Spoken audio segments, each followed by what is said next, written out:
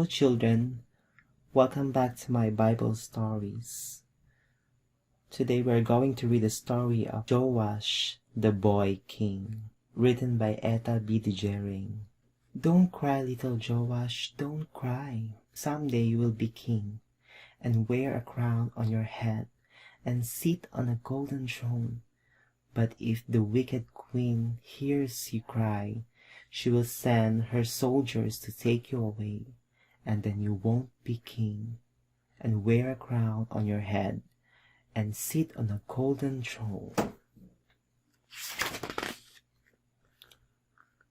Uncle Jehoiada, who was the priest of the temple, Aunt Jehosheba, kept baby Joash in the bedroom of their temple rooms. Joash learned to walk. He learned to talk. The wicked queen did not find him. The boy Joash grew. Each birthday he stood a little taller beside the bedroom doorpost. In the daytime the door was always barred shut, lest someone in the temple see him and go tell the wicked queen. In the evening, when the prophet had gone home, the door was unbarred, and Joash could walk with his uncle in the temple court. One evening, as Joash and Uncle Jehoiada walked together in the temple court, Joash saw a hole in the temple wall. Then he saw another hole, and another. Why the temple walls were full of holes?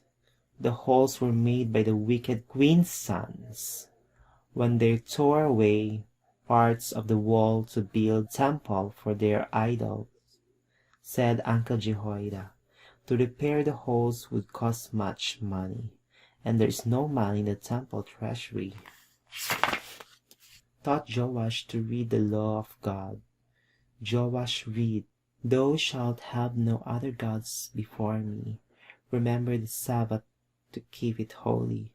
Honor thy father and thy mother. Thou shalt not steal. Joash loved to read the law of God. He loved God. Then came the day that Joash was 7.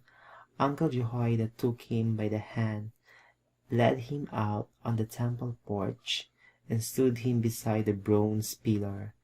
Below the porch to one side were singers, on the other trumpeters with silver trumpets. Rows of soldiers with spears guarded the porch. Many people were in the temple court. Quietly they watched and waited. Uncle Jehoiada placed a scroll of the law in Joash's hand, and the king's crown upon his head. Then, with a horn of sweet-smelling oil, he anointed Joash king of Judah. Blew their silver trumpets. The singers sang a song of praise. The people clapped their hands and shouted, God save the king! God save the king! The wicked queen came running into the temple court. She had heard the trumpets and the singing. When she saw the boy king standing beside the pillar, she tore her clothes and shouted, Treason! Treason! She commanded the soldiers to take the boy away, but the soldiers took her away instead. The people lined up in a long procession. Soldiers, singers, priests. The trumpeters led the way out of the temple gate and down the street to the king's palace. They carried the boy king. Joash would now be his home. Slowly Joash walked up the palace aisles. He climbed the steps to the golden throne.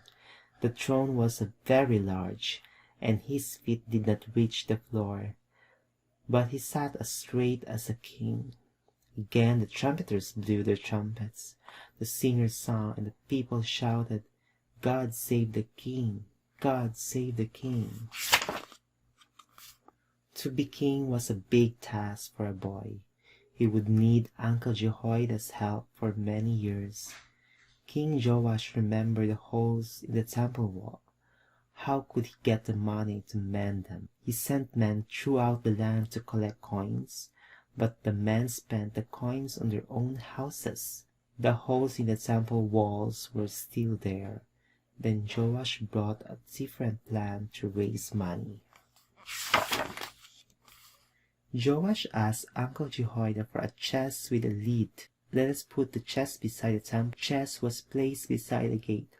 Let us cut a hole in the lid, said Joash, a hole just large enough for coins to go through. The hole was cut in the lid. Now, when people came to the temple to worship, they would see the chest and drop coin through the hole in its lid. People came from near and far to see the king's money chest. Boys and girls came, father and mother and grandfather and grandmothers. They marched by and dropped coins into the chest. At first, the coins made a clinkety clink clink sound. When the chest was half filled, clunkety clunk clunk, and it was almost full, just clunk.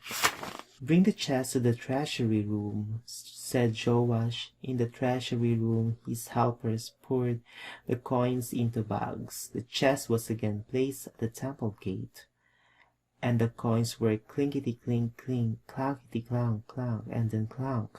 Again and again the chest was filled and emptied into bags in the treasury until there was money enough to repair the holes in the temple walls. Stonecutters cut stones, carpenters sawed boards. Carefully they worked for this wall, God's house. At last the holes in the temple walls were repaired. Now many people came to worship in the temple. They learned to love God as did Joash their king. God looked down from heaven and was pleased to see the beautiful temple, the worshiping people, and the young kings of the golden tree. That's the end of my Bible stories. Thank you for watching and listening. See you on my next Bible story. Bye-bye.